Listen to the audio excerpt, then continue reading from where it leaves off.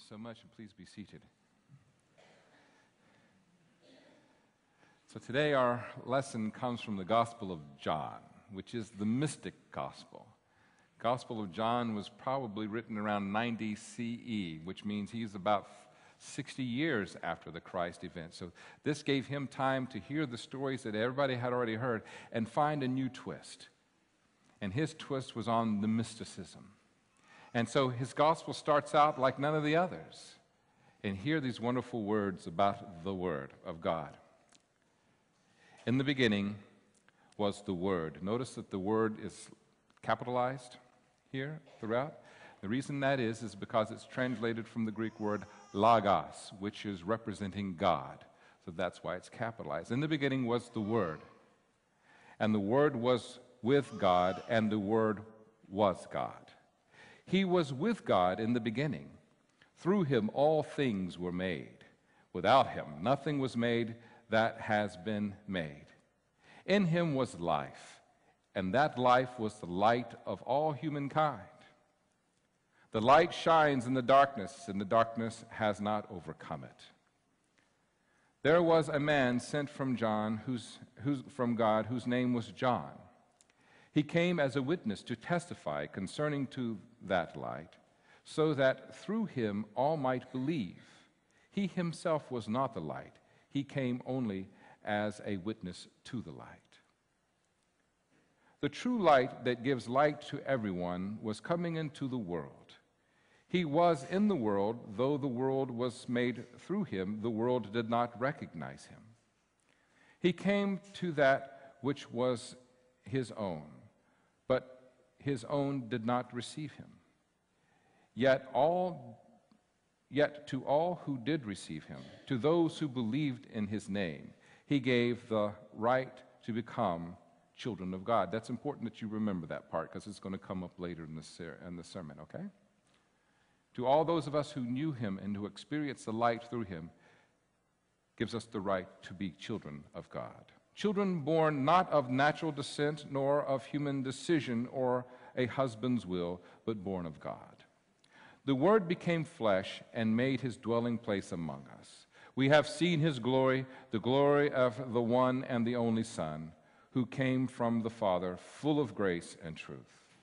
John testified concerning him. He cried out, saying, "This is the one I spoke about when I said, 'He who comes after me has surpassed me, because he was before me.'"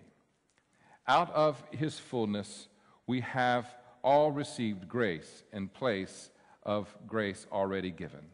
For the law was given through Moses, grace and truth came through Jesus Christ.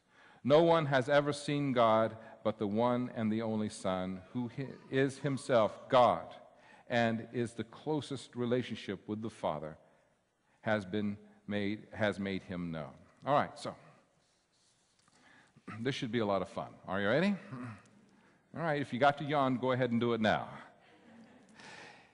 In Lewis Carroll's book, The Adventures of Alice in Wonderland, there comes a point in the story where Alice meets the cat, the old smiley cat, and she says, "Would you please tell me which way I ought to go from here?" "And that depends a good deal on where you want to get to," said the cat. "I don't much care," said Alice. "Then it doesn't matter which way you go," said the cat. "So long as I get somewhere," Alice added as an explanation. "Oh, you're sure to do that," said the cat, "if you only walk long enough." Where do we go from here? This is the new year, right? Time to make all those resolutions. And isn't it amazing how we kind of make the same ones every year? But what I want to challenge us to do today is not just think about, well, where we would like to be financially or in our investments or where we'd like to travel or things we'd like to get or physical goals or educational goals that we'd like to achieve or professional goals. I want us this year to add in that list, where are we going? And where we end up depends largely upon who we are and how we want to get there. And I think this passage today will help us to do that. I think that it can help us to understand how we can go about answering that question. All right, so here you go. You ready? In seminary, where I learned great and wonderful things, I had a class called, see, now I can't even remember the class, Systematic Theology. And that's where you had this big wheel of all the different doctrines. And you had to study each one of the doctrines, but all your doctrines had to be somehow connected, because if you had this doctrine which didn't agree with that doctrine, then all of a sudden your wheel was going to be out of balance. Anyway, I won't bore you with any more of that. But a part of that wheel is the doctrine of Christology. Christology, the study of Christ. And we had a choice of two different Christologies in my seminary, a high Christology and a low Christology. What is a high Christology? A high Christology is Jesus was so divine that there's hardly a trace of humanity in him anywhere. That's high. Low Christology is Jesus was so human that you don't really see any divine in there anywhere. And my seminary professor shared this with us. As you're trying to figure this out, if you're going to make a mistake on having a too high Christology rather than a low Christology. Well, I'm in my 20s at this time. And one of the things you don't want to do in your 20s is make eternal mistakes. Am I right? So if that's what the deal is, then I'm definitely going to go with the high. All right? That makes sense. That way I'm safe. But as I grow older, and as I read and study the Gospels more, I'm no longer afraid, you see? And then I ask this question, well, what if I were to consider a low Christology? What would happen? Would the cosmos break in two? Would the end of all humankind in history and the great apocalypse come into play if I were to ask that question? Well, I did, and we're all safe. It's okay. And you can ask it too. But this is a discovery that I made as I looked at Jesus as a human being. A man who was born, a man who grew up in a family, a man who had to figure out who he was. He was brilliant. He was so smart. And any of you school teachers, any of you have ever had a child in your classroom who's so much smarter than all the other kids and who's totally bored with all the other kids are doing? What kind of child is that? Well, I think the euphemism is challenging, right?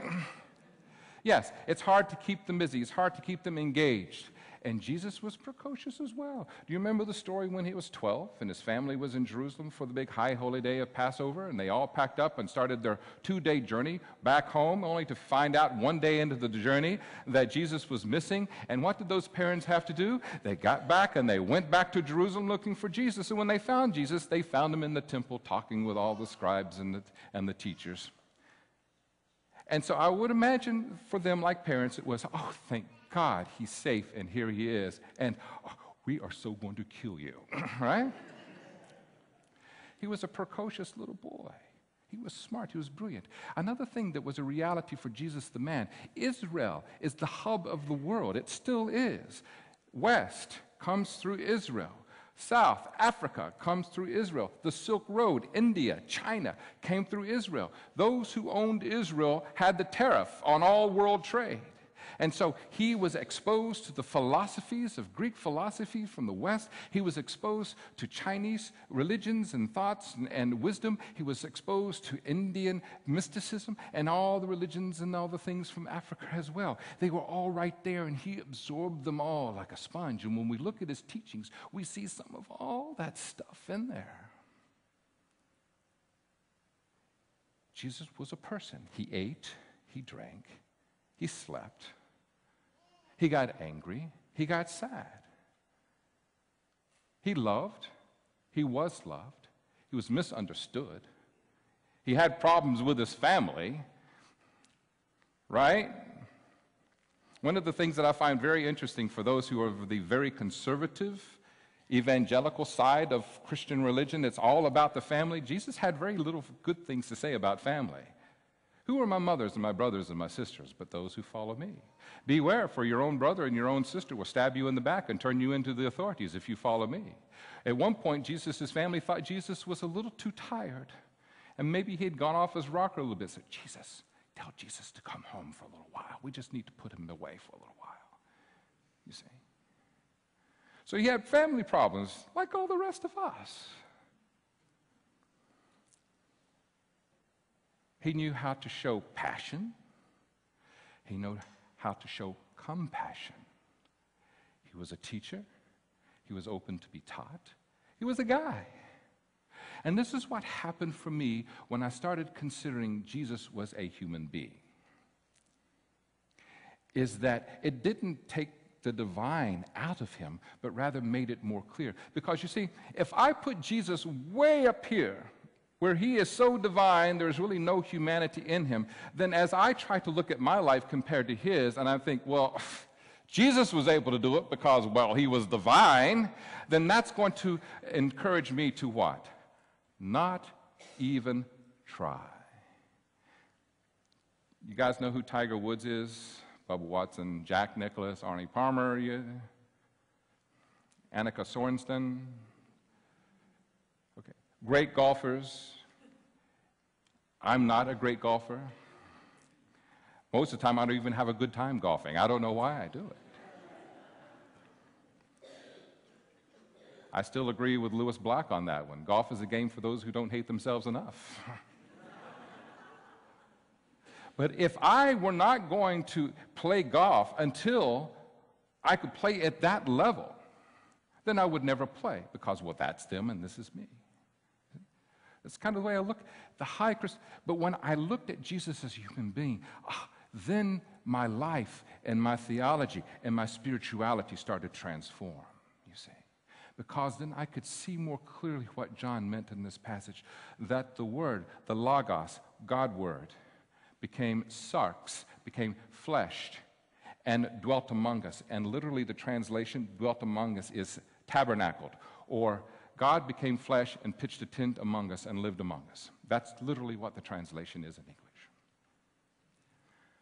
It says that Christ was from the very beginning, which implies that he was more than just those 30 to 33 years that we have on our historical calendar. There was something about him that was from the very beginning of creation. In other words, what made him Christ was something about him which is eternal. And what made Jesus different from all human beings is not somehow that he was less human than all the rest of us. He was just as human as all the rest of us, but he was more fully conscious of this divine word, this divine presence in him, and he lived through that. So, in my mind, which is old enough, lived long enough, experienced enough, studied hard enough, I ask this question. Does that then make Jesus totally unique among humanity, that he was one with the Spirit of God? Or is it a possibility that the divine can be a part of me too?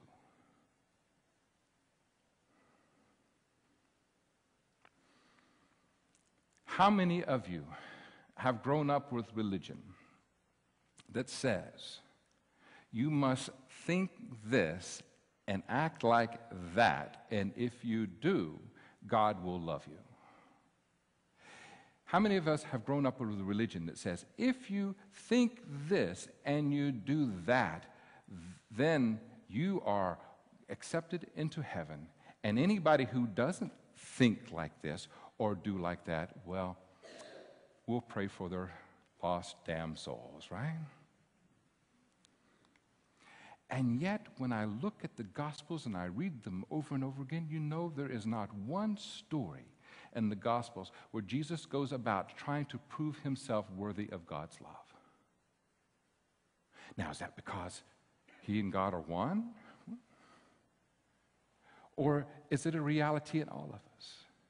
This is where I think religion has done humanity a false service, not just Christian religion, but all religions, who teach somehow that you have to obey some kind of prescriptive code of behavior, morality, and doctrine in order for God to accept and love you. I think this is a great disservice to humanity. What Jesus, we see, he did in the Gospels was this. He lived as if, right? Because if he listened to his religion said he was a blasphemer and a horrible person. If he listened to his nationalism, he was a horrible person and he was going to get everybody into trouble.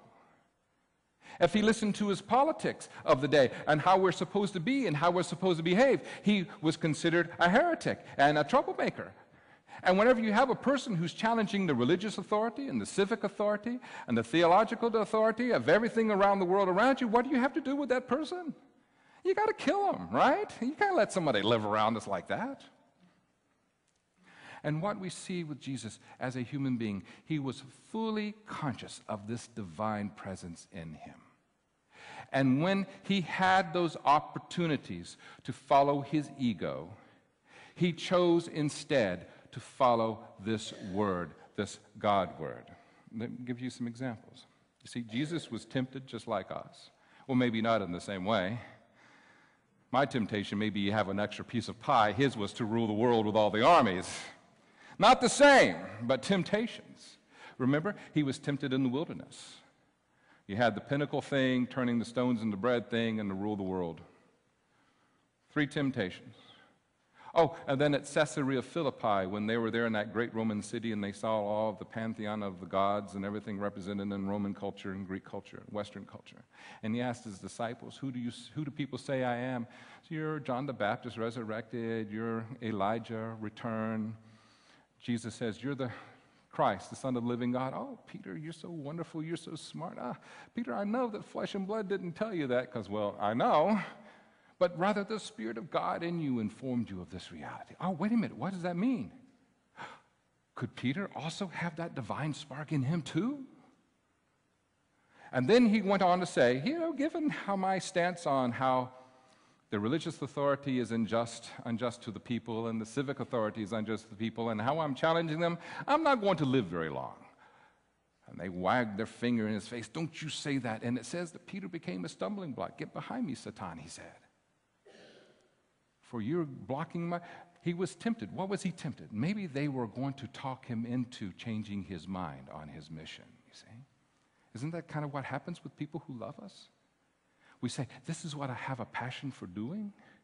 And we go about starting to do it, and everybody around us who loves us is worried about us, so they tell us, no, don't do that. No. Won't you do this? Gethsemane, was that a temptation? I believe it was. He knew what he was about to go through physically, and he was tempted. God, if there's any other way to accomplish this thing I got to accomplish, I'm open for ideas. The mob is coming up the hillside. They have torches. God, anything? God? And he experienced the same thing many of us do in our greatest time of trouble and worry. Silence. But then he said this, not your will but mine.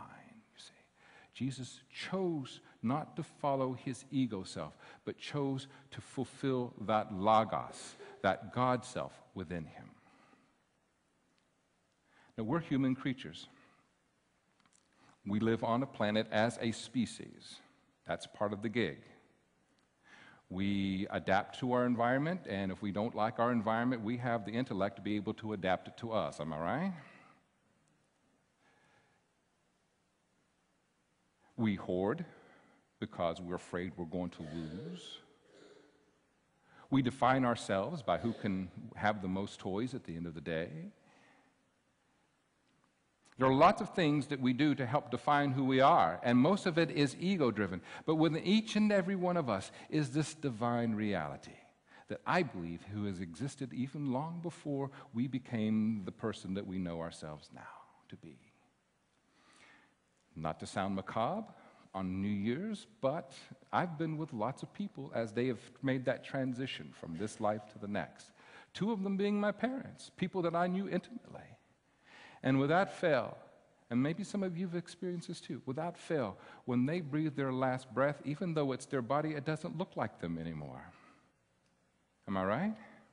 Because much of who we are and what we look like is that spirit within us, that glimmer in the eye, that expression, the mannerisms that we have to communicate. My wife Amy, she flails, which you have to stay like 3 feet away from her because you get one in the eye. She flails. You say, There's something about us that is eternal. There's something about us that even though we are flesh, it becomes one with the Spirit within us too. And when I look at Jesus as a human being who also had choices to follow his ego creaturely self or that divine spirit self, he chose to follow the divine even when it met his own family would not stand up with him. Even when it meant his own people would reject him and crucify him. Even when it meant the whole world would be disillusioned and call him a heretic, a troublemaker, and a blasphemer. You see. A great old rabbi once said, when I reach eternity and I stand before the judgment of God, God's not going to say, Rabbi Sousa, I judge you because you were not enough like Abraham. And I judge you because you were not enough like Jacob. And I judge you because you were not like Moses. He says, no, no, no, no, no. What God would judge me for as Rabbi Sousa, I judge you because you did not become your full Rabbi Sousa. You were not enough like yourself. And I see that that's where Alice in Wonderland is. Where do you want to go? I don't much care. Well then, wherever you go, what path you take will be fine. Well, you know, I'm sure I'll end up somewhere. Well, yes, you will. Yes, you will. Where do you want to go? Seriously, where do you want to go? And if you don't know, then chances are you will not arrive. Am I right? If a part of who you are, and you can connect to this reality that maybe I am more like Jesus than I ever dreamt. You see, maybe if I can see that the divine is in me too, how would that change the way that you interact with the world and everything around you? The Word became flesh and dwelt among us. One of my favorite teachers in seminary, I've told you about this guy a million times, Dr. Max Rogers. I love you, Max. You taught me so much. Would say, you know, he had, for those of you who've not seen this before, we called him the whispering prophet because he always spoke in a soft voice. And we also said he had E.T. fingers. He was very skinny. He had long, bony fingers. He said, you've often heard it said that in the order of things, God first, family second, and self third. And for me, I say it's family first, God second, and self third. And of course, we were all... because he just broke one of the Baptist rules like big time. He said, this is why. He says, it's living with my family that I learn how to love unconditionally and to forgive unconditionally. It's in the interaction with the people that I care the most about and who care about me that I learn what true love and intimacy is. And that informs my spirituality in so many wonderful, wonderful ways. The Word became flesh and dwelt among us, you see. It's how we're in relationship with each other that defines how connected we are to this divine source that's in us. Every time you are able to practice unconditional love, then you are closer to God than you ever dreamt possible. Every time you're able to look out and have compassion upon people, even those you don't like, or you may think are lazy or undeserving, when you can look out and see people for who they are and where they are and show compassion and kindness to them, then you're closer than you think. Whenever you're able to look at injustice and take a chance and take a stand against it, you're closer than you think, you see. The Word becomes flesh and dwells among us. We know who God is. We know who the essence of God is through Jesus and through each other. Because somehow in the midst of it all, the word, the Logos, the capital W-O-R-D, becomes a part of us, and we live more consciously there than we do in the ego, where the fear and the hatred all lay, right? Are you with me? Okay. I want you to open yourself to the possibilities that the divine is in you just as much as it was in Jesus. And there's nothing you have to do to prove it. Just live as if. And if I am not going about all of my life trying to prove my goodness and my worth before God, and I just act good and worthy, then all of a sudden the world around me changes. And in history, throughout all time and space, it is the enlightened ones who practice these abilities that transcend time and space and history and nationalism and religion. They're the ones who make the positive impact on the world. And those who live in raw power and ego and selfishness and in hatred and in fear, they typically create what? Pain and suffering in this world. So I promise you, if you will take into account Jesus' prayer in John 17, Father, may they become one with you as I am one with you. If you would take that into account in your new life and this new year and live as if, and just see the divine in you, become more conscious of it. If the Cheshire Cat ever asks you while you're on your journey during 2015, where do you want to go? You will be able to give a very conscious and clear response. I want to go to the divine which encompasses all of my flesh and be the human being God created me to be and to fulfill what God created me to fulfill. Thus ends the lesson. I gave it my best shot.